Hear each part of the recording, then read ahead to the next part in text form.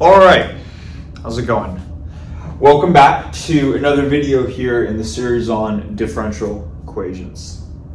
You might have noticed that the section title has changed once again. We are now onto this new section here called the directional derivative.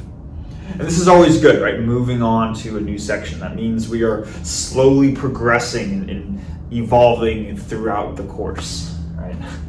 So what I want to do before we dive into anything is just give some context as to what we've done so far and where we are going to be going both in this section and the next section. Because there's kind of this transition that we're going to make starting now, essentially.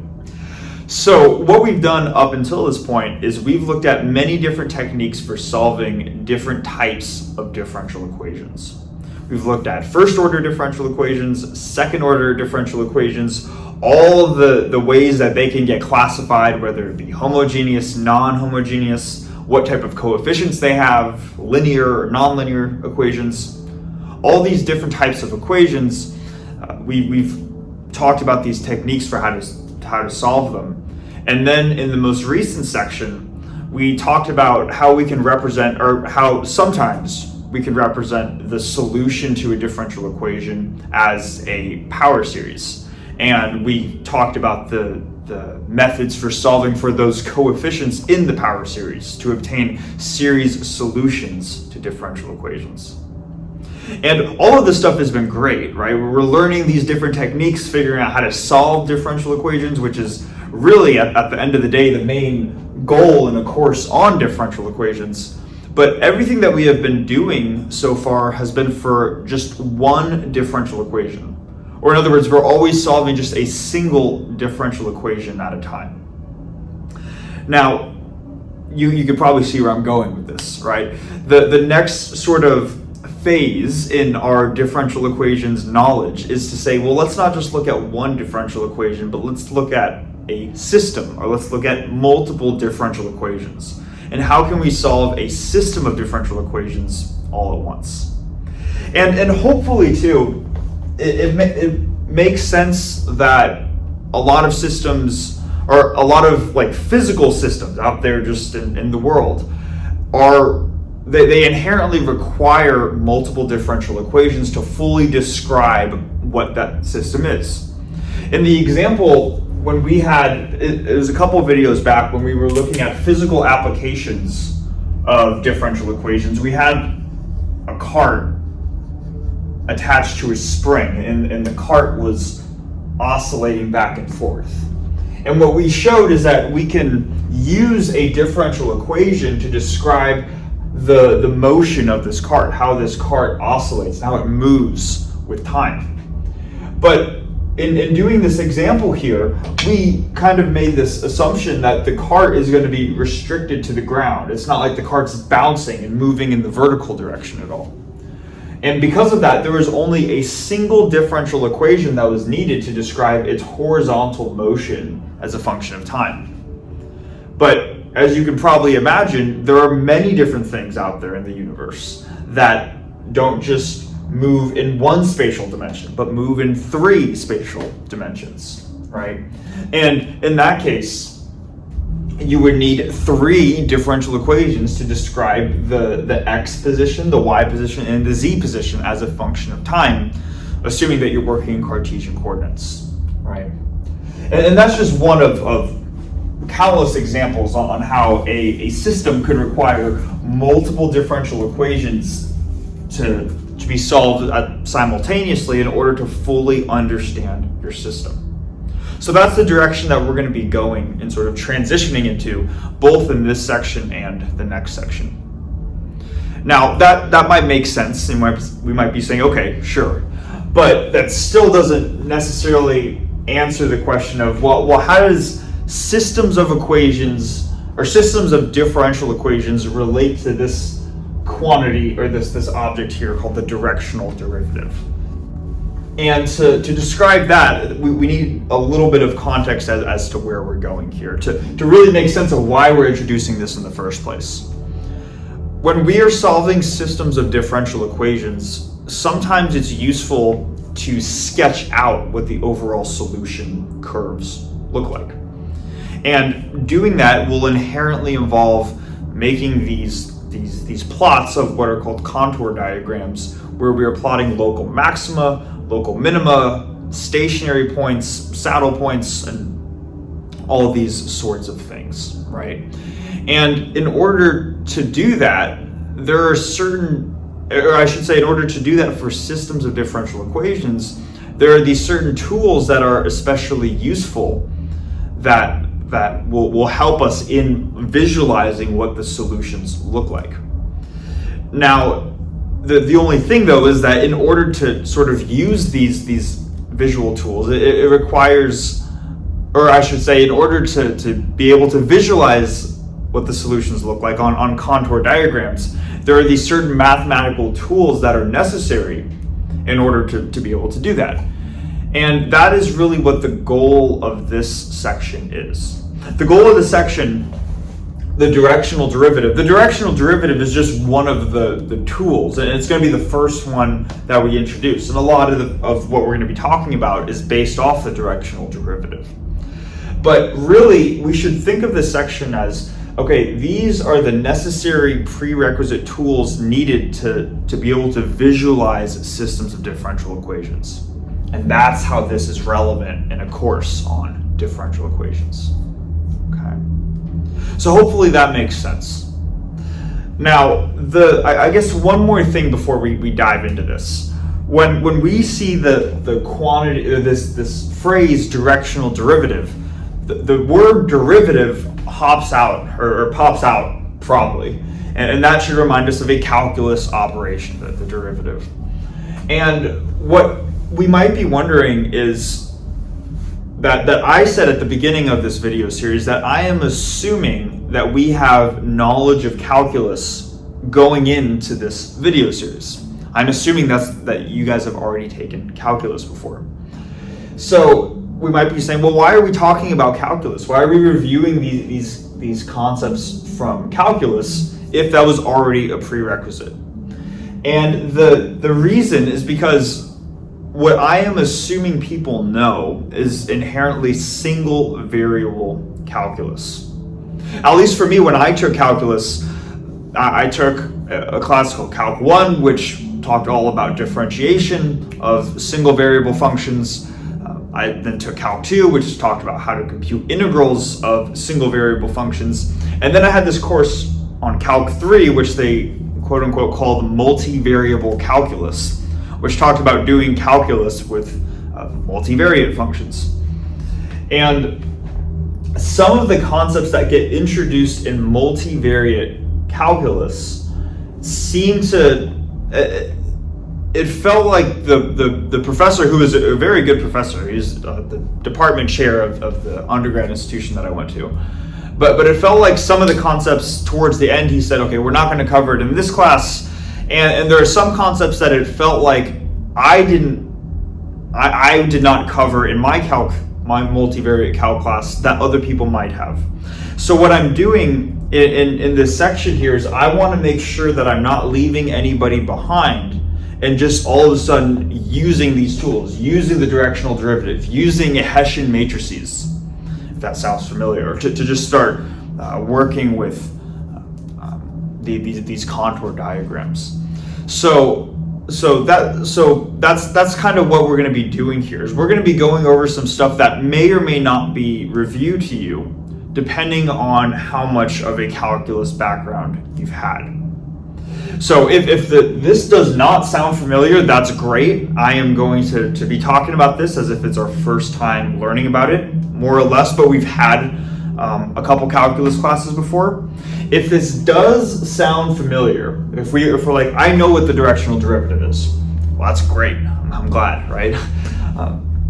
What I would say is that I would treat this video then as a video kind of just confirming that you know all of the tools needed to really jump into systems of differential equations.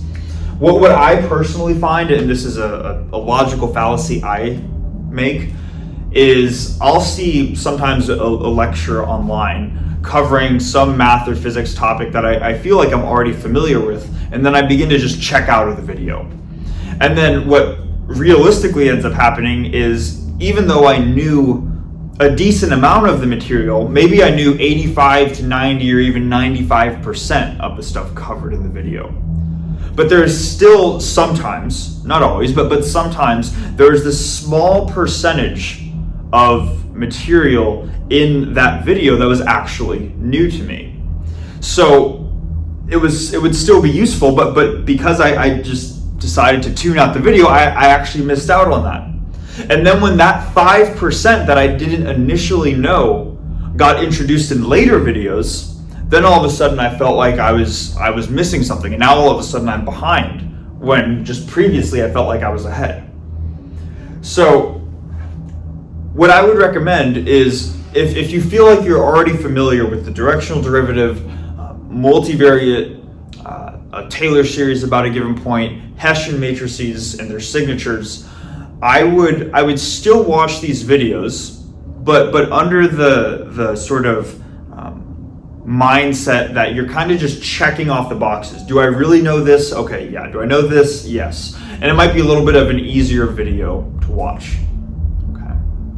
So hopefully all that makes sense. That is a lot of talking to just describe the context, and hopefully we kind of see where we're going now. So what I'm going to do first to actually start doing things is I'm going to write out the definition for the directional derivative, and we're going to begin actually doing math next.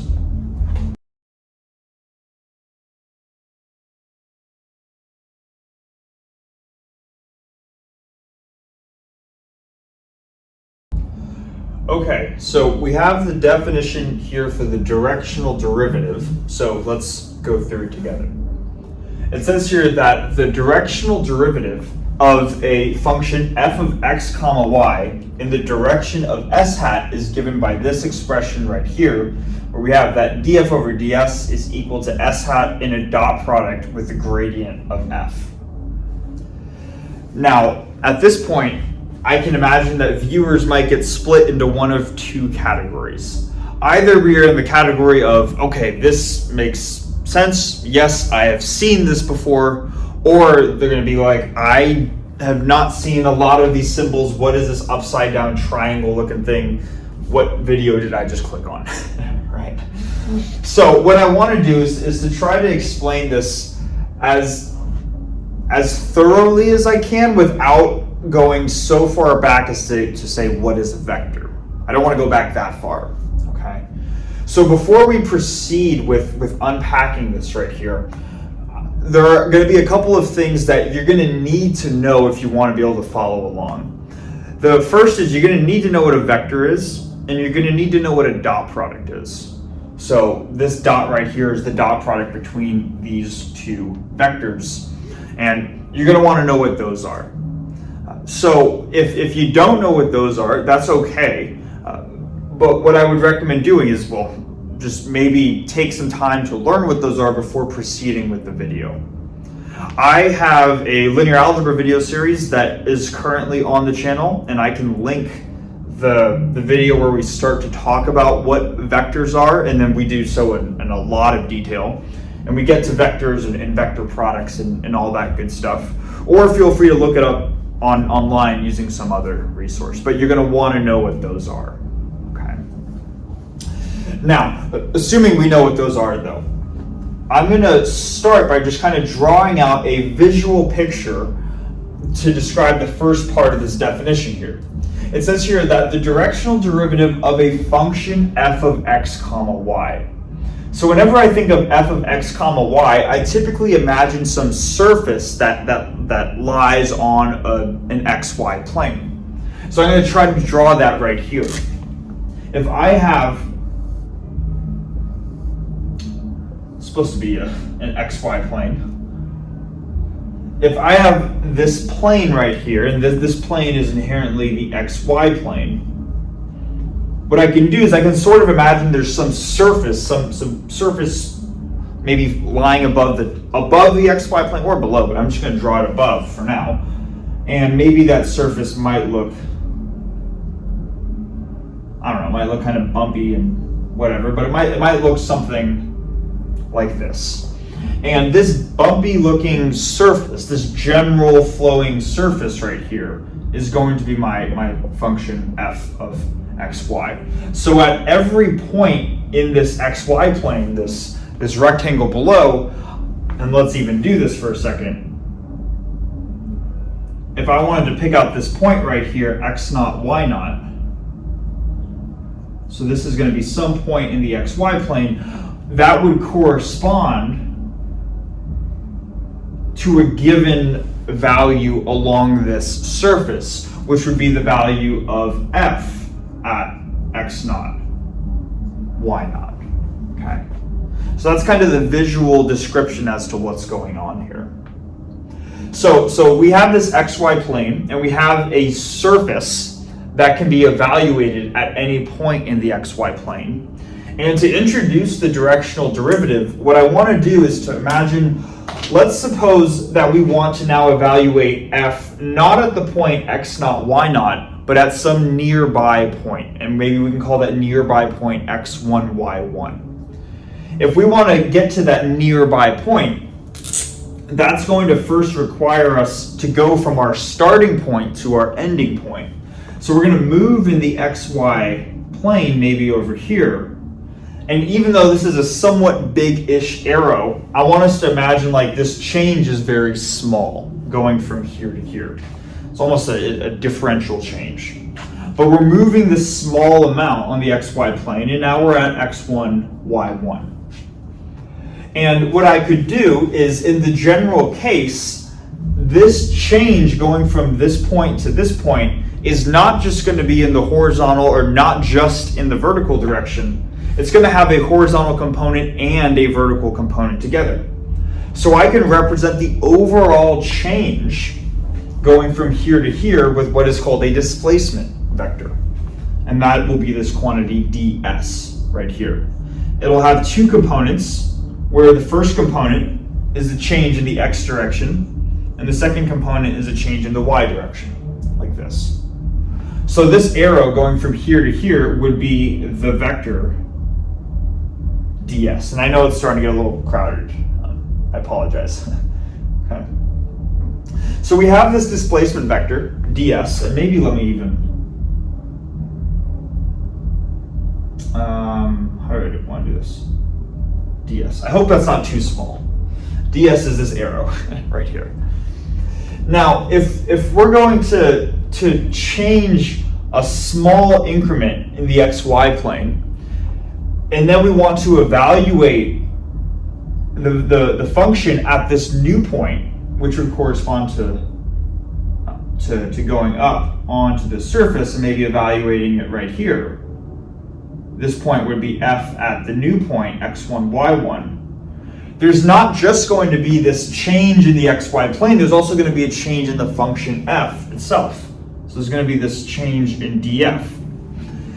And because f is inherently a two-variable function, I can express this differential change in f using chain rule. So this would be partial f partial x dx plus partial f partial y dy, like this. Okay. So this is how I can express the corresponding change in the value of this surface right here that's kind of floating above the xy plane.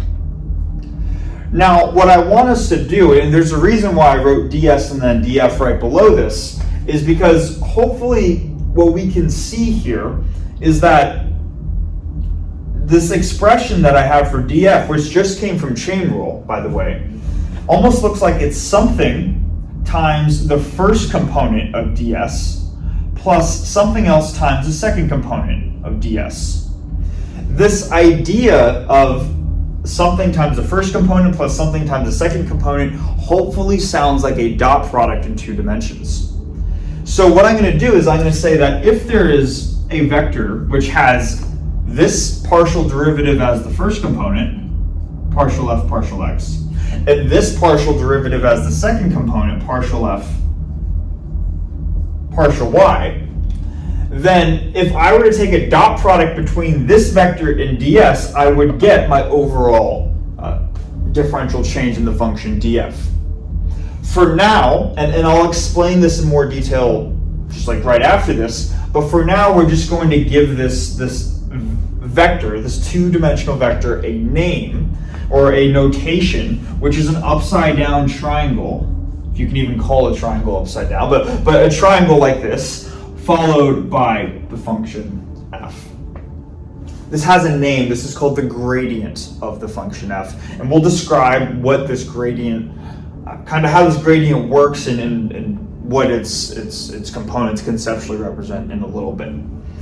So the point though is, let's say we have this new vector that I'm going to call the gradient of f, and now what I'm going to do is I'm just going to rewrite my expression for df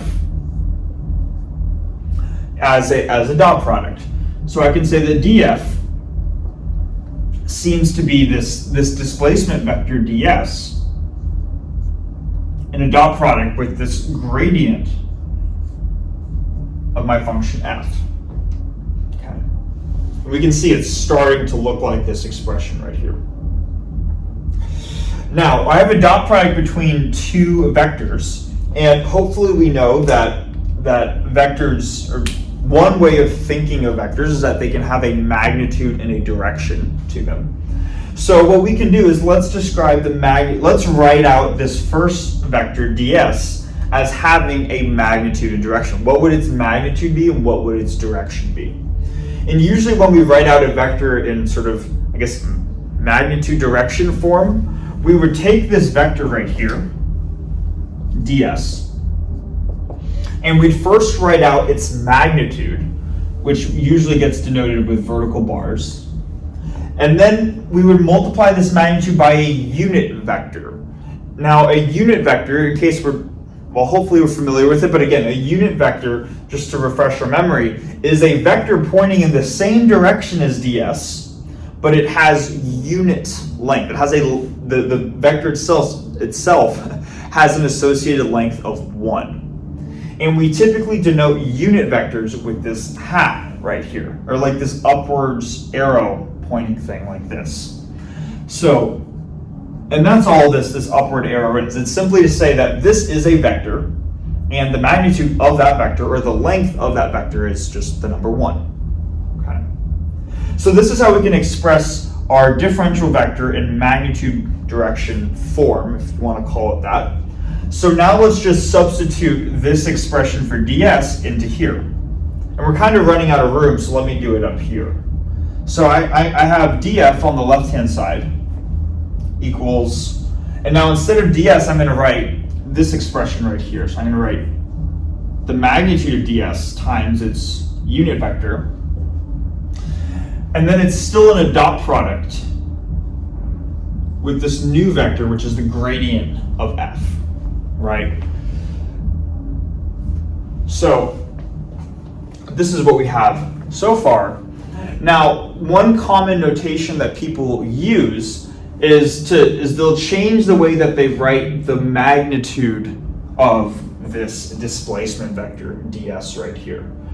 Rather than writing it with a set of vertical bars, they'll take away the vertical bars, but also just take away this arrow on the top to denote that it's a vector, right? Because when we write out a vector in this form, this is the vector quantity, this is the scalar component, and this is the vector component when we write ds as this product right here.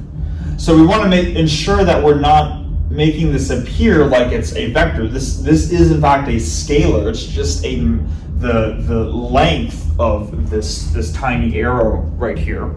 So that's why we're also removing this arrow, like this hat sign right here. So by doing that, this is just another way of writing this quantity. We get that df equals ds times s hat in a dot product with the gradient of f. And now it's just a matter of dividing it over to the other side. And if we divide that over to the other side, we get that df over ds is equal to s hat dot the gradient of f, which is the definition of the directional derivative. Okay. So hopefully that makes sense. Now, just one more thing, or I guess maybe the second half of this, is to say that what we've done so far is we've shown how to get the definition of the directional derivative, but we want to have a good intuitive or a good conceptual understanding of what it represents as well. And in order to do that, it's worth talking more about this gradient of f, kind of what it is and what are some of its properties. So first, what you'll see is I'm just going to write this triangle, this quote-unquote upside-down triangle. I've seen different names for this. Some people call this the Nabla operator. Some people call this the gradient operator. I've seen some people refer to this as the Dell operator. I've seen some different terms used to describe this upside-down triangle. And the first thing I think that we should do before anything is to describe this is an operator, so it takes in an input and it spits out an output. I want to first describe what those are. So we can clearly see that in this definition so far, it happened to take in this function f, which in this case was this function f of x comma y. And this is just one instance of a more general type of object here. F is just one example of what's called a scalar function. In other words, f of xy, it's evaluated at every point in the xy coordinate system, but f of xy itself only has one component to it. It's not like I have f of xy, maybe like f1 of xy I hat plus f2 of xy j hat. There's no I hat, j hat, there's no vectors going on here. This is inherently a scalar function. And this gradient operator right here takes a scalar function as its input. So it will always input a scalar, it will never input a vector as a scalar. So what you're never going to see is you're never going to see the triangle and then, like for example, you're never going to see the triangle of ds, because that would be saying that the gradient takes in a vector, and it just doesn't do that. So it's inherently going to take in a scalar function, which I'm going to write here as f. But also, from our knowledge of the dot product, we know that the dot product acts on two vector quantities. So even though it takes in a scalar function f, it clearly outputs a vector, whatever that vector happens to be. In this case here, it is, the components are just the partial derivatives. And it turns out partial f, partial x, and partial f, partial y. It turns out that this is how we can essentially, at least in the Cartesian coordinate system, when eventually I make a vector calculus video series, we'll talk about this in more detail, but assuming we're working in Cartesian coordinates, the gradient of f is just going to be the partial derivatives, or all of the partial derivatives of that function compartmentalized into a vector. In the case because f of x comma y is a function with two inputs, it spits out a two-dimensional vector. But let's just say, for example, I had a function with three inputs. Let's say I had some function g of x, y, z. It takes in x, y, and z as inputs. It is a scalar function, so we can take its gradient, and the output would be a three-dimensional vector, where each of the partial derivatives of this scalar function right here are the components of that three-dimensional vector. Okay.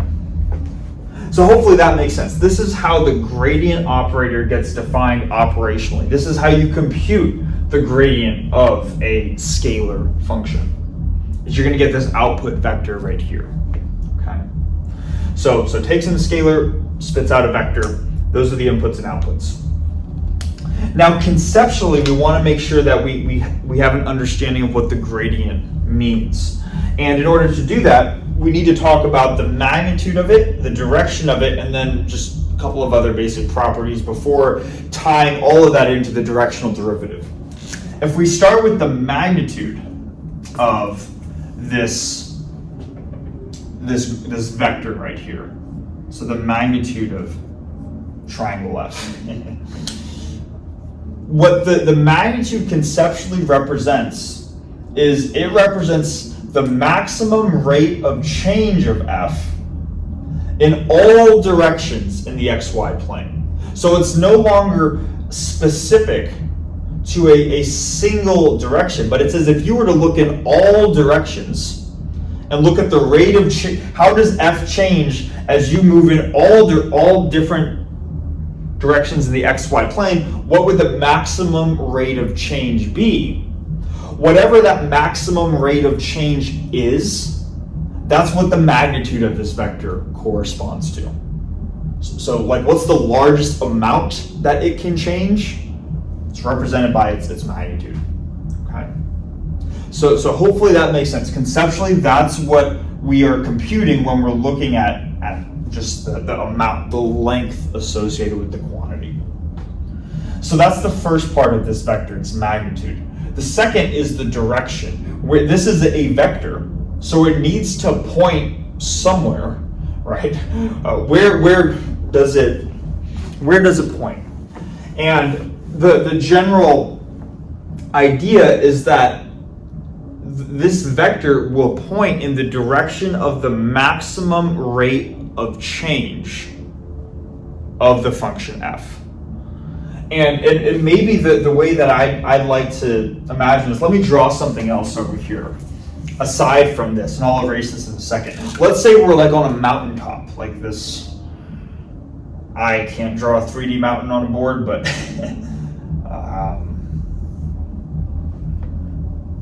so let's say we're at this point on this mountaintop right here. The magnitude would correspond to the amount that is the largest rate of change. So what's the largest like height increase or decrease? But then the direction of this gradient operator, it points in the direction of the greatest increase. Okay, so you have an amount for how much is the greatest increase, and then where is that direction? In other words, what is this? If we're on this mountaintop right here, what is the steepest? What is the direction of steepest increase? It kind of looks like here if this is the highest point, maybe this direction would be the steepest direction that we could traverse along this mountaintop if we were to pick any direction. And then the magnitude of nabla f, or the gradient of f, would be what is this? How steep is this increase if this is the maximum, or if this is the steepest direction that we could traverse in? Okay. So hopefully that makes sense. There are two components. It's going to point in the direction of steepest increase, so not steepest decrease. It's going to point in the direction of steepest increase, and the magnitude is going to be saying, well, how much is that increase? All right. And conceptually, that's what this vector inherently is. So if we keep that in mind,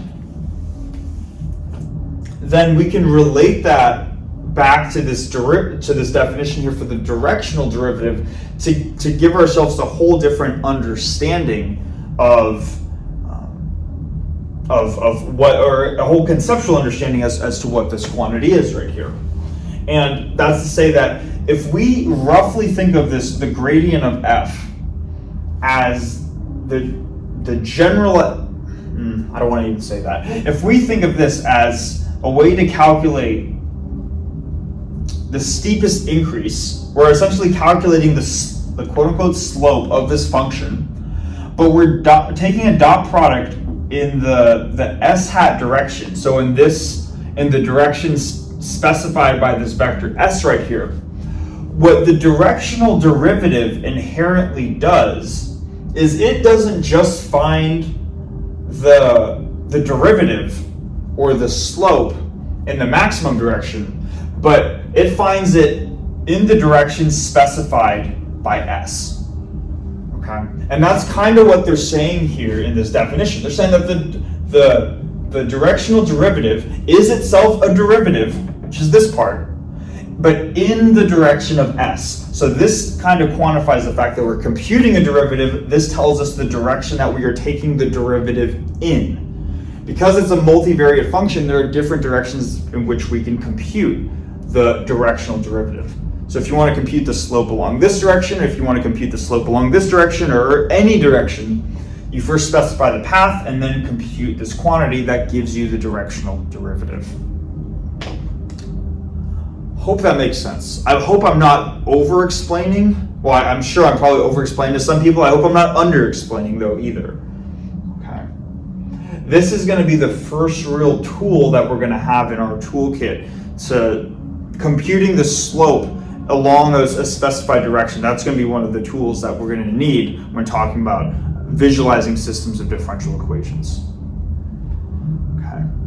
So what I'm going to do now, I'm going to erase the board, and then we're going to kind of talk about the second of our two main tools for this video, which is going to be looking at multivariate Taylor series.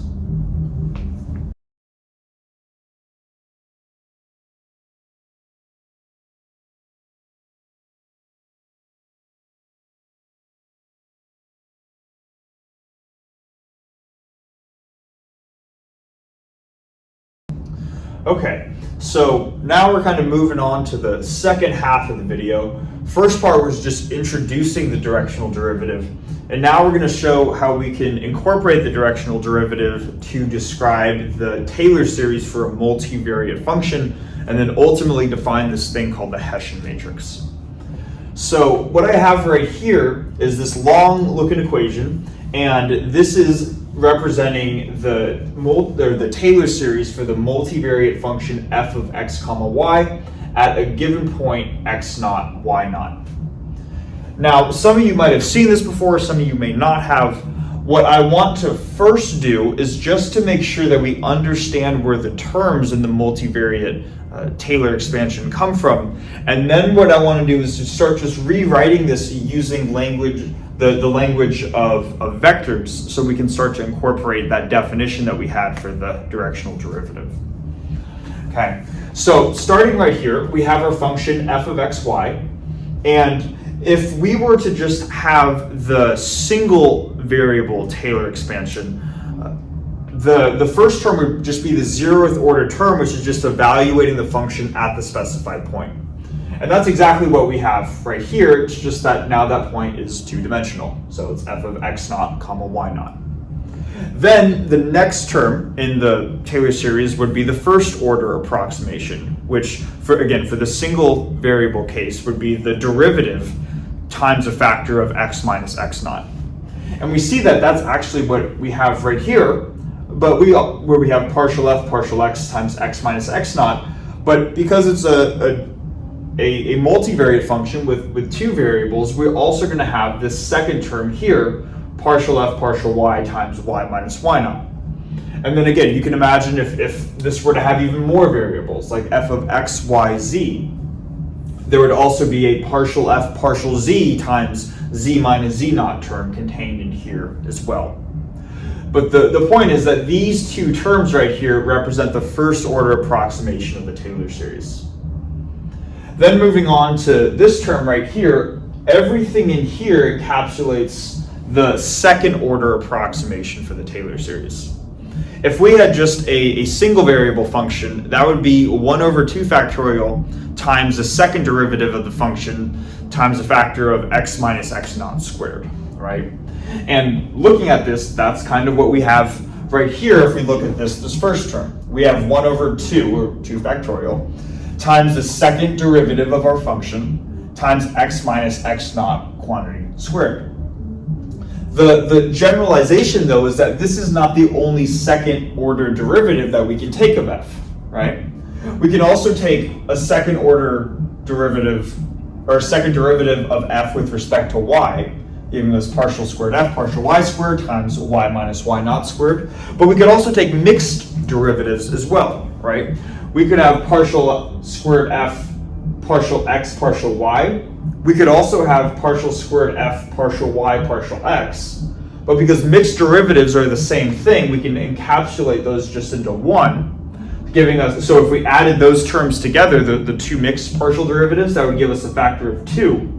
Then one factor of x minus x naught, one factor of y minus y naught, and then our mixed derivative term. So all of these things in brackets right here, that is the second order approximation. And then of course, Taylor series has, by definition, it's a series. It has an infinite number of terms, so this would keep on going. But we're just going to focus up to the second order term for this video. So hopefully we can see where all of this stuff comes from, even if we haven't seen this before, right? Now what I want to do is I want to say, well, let's take this expression and try to express it a little bit more compactly using vectors in what we'll see right here, a matrix. So starting here, on my left-hand side, rather than writing f of x comma y, I'm going to encapsulate x and y into a single vector, which I'm going to call s. And this is kind of to mirror the notation that we had in the previous whiteboard. By the way, too, just in case we haven't seen this before, s is a common notation to denote arc length of a given path. What am I saying? The arc length of a given path is essentially just the length of some path. And s is the common notation to describe that. So that's why they're using s here, because you're taking the direction, for the directional derivative, you're taking the derivative along some path, and we're just generalizing xy to s for that reason. Okay, so that's going to be the left-hand side. Then we have our equal sign. Then right here, maybe I'll just call this point f of s naught, where again, I'm encapsulating x naught, y naught into a two-dimensional vector called s naught right here. And now what we want to do is we want to encapsulate these two terms into a single combined term. And what we're going to say is that going from s to s naught, this difference right here, or really I should say the quantity s minus s naught, we're going to call that some displacement delta s. Okay. And we'll see why I guess I'm using delta in a second. It's to not confuse the various, or the d's from the directional derivative in the expression. But this quantity delta s just symbolizes our x comma y minus x naught comma y naught. And what we see then is that if this is how we represent a vector delta s, then it's almost like we have delta s right here in a dot product with the gradient of f, right? Because we have the first component of delta s times the first component of the gradient plus the second component of delta s times the second component of the gradient. So this can be more compactly written as delta s times the gradient of f. And it's so much more compact, right? Now, before moving on to this term right here, I want to just rewrite this using the language of the directional derivative, because this probably looks very similar to the definition of the directional derivative. So if I just focus in on this term for a second, delta s has both a magnitude and a direction. So let's just write it in that form. Let's write this as delta s, this is the magnitude, this is the direction, and this together encapsulates the delta s vector. Then we have dot product with the gradient of f. We said this expression right here, s hat dot the gradient of f, that's the same thing as just writing out the directional derivative of f, right? So we could say that this, let's do this. Let's say that this, equals this, and this equals delta s times df ds. Okay. Hopefully we see where that's coming from. So I wanted to write it in this manner right here, because this is going to help us define now the second order term. This looks a lot more now like the linear order approximation term, or the linear order term in a Taylor series for a single variable function. So let's now just take a guess at what this term should be based off of this notation right here. This term right here, and maybe take a minute to guess yourself. You can't see it. Okay, assuming that was guessed. If this is what the linear order term looks like, the quadratic order term, the second order term, should be 1 over 2 factorial, or 1/2. And then we're going to have delta s squared, and then d squared f ds squared, right? Like this. This is a more compact way of writing all of this right here. I didn't want to just start with this, though. I want us to see where everything came from, and then we're going to see how we can sort of make this more concise. So what we're going to do here at this point is we can say, okay, this is the second order term, but ultimately we want to write this in terms of both vectors and matrices, so we can define this thing called a Hessian matrix. So the way that we can do that is we can actually rewrite this so that it has a form similar to what we have right here. Let me just change markers. I'm almost running out of ink. So we're still going to have our 1/2 factor, and then what I can do here at this point is we can write out delta s dds times delta s dds acting on f, right? And the reason I did that is because that's what we have right here. What we really have right here is we have delta s times dds as an operator acting on f. So now we just have that quantity squared acting on f. We might be saying, okay, sure, we're just writing, we haven't done a whole lot yet, but we're going to use our knowledge of what this is. This thing is really just this quantity up here, so rewrite this over here. So we're going to have 1/2, and instead of delta s dds, we said that delta s dds is the same thing as this quantity right here. So I'm going to replace this term, this delta s dds, with this vector expression.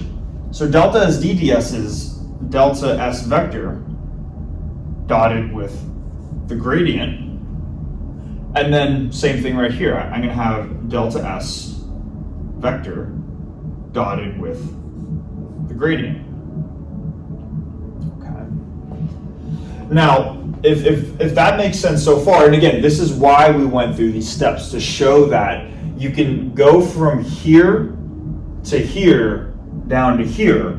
And this expression as an operator, delta s times the directional derivative, this quantity can be expressed like this. So we're just going to replace the vector expression in for where we have these parentheses right here.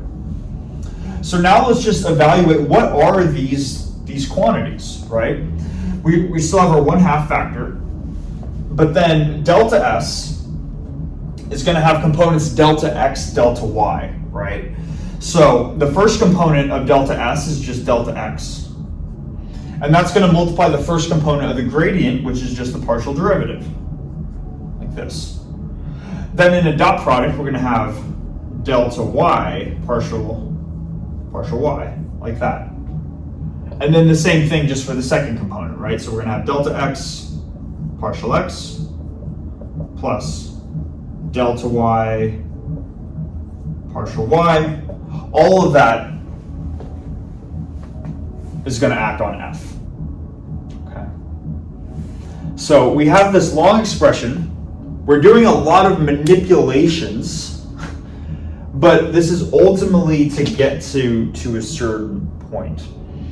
And it's at this point where I'm just going to write out kind of the final result, and then hopefully you'll be able to see that this quantity, so for me, when I look at this quantity, I naturally see this matrix vector product. Like this kind of just comes to my head, like, oh, that's what this thing is. If we don't see that, that's okay. I see it because you work with it enough times, you just start to recognize the pattern.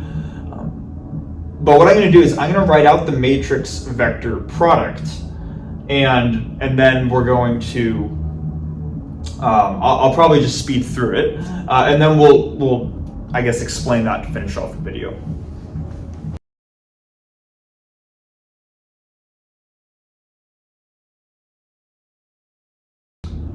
All right, so we have this line right down here, and I realized in the line above it, I probably shouldn't have used brackets. There's nothing wrong with using brackets, but I shouldn't have used brackets to not make it confusing with this line down here.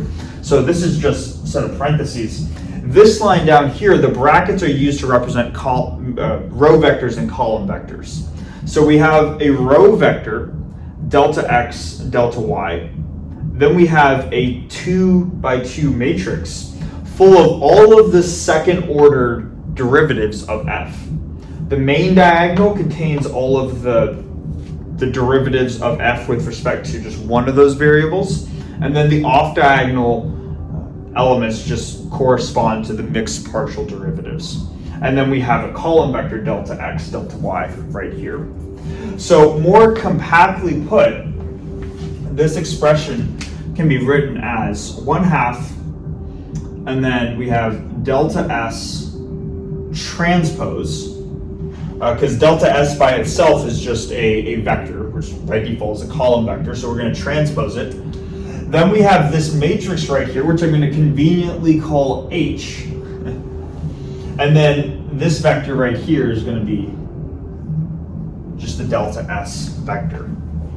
So all of this stuff, all of these manipulations right here, was to work up to this point so we could write out this 2 by 2 matrix full of all of the possible second order derivatives of this function f right here.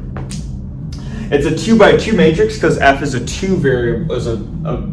function with 2 variables. If it had 3 variables in it, this would be a 3 by 3 matrix. For a function with n variables, this is going to be an n by n matrix.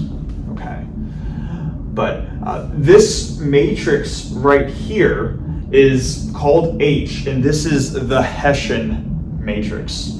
And what we're going to see in not this video, but in the next video, is we can use properties of the Hessian matrix to help us look at different fixed points on a contour map for when we ultimately solve systems of differential equations. And I guess just as a last thing I'll say, people might be wondering, like, how do we see this? I think one, it just comes from experience, seeing this multiple times, but you shouldn't always just take my word for it too. You can always just check this yourself and see that you ultimately get this expression that I have underlined up here, that this is the same thing as this by just taking the matrix vector product, right? Assuming that we know matrix vector multiplication, we have just a matrix times a vector right here. And then a matrix times a vector is going to give us another column vector. And then we have a row vector times a column vector. That's like a dot product between this vector, delta s, and whatever this resulting vector is right here, h times delta s. Okay?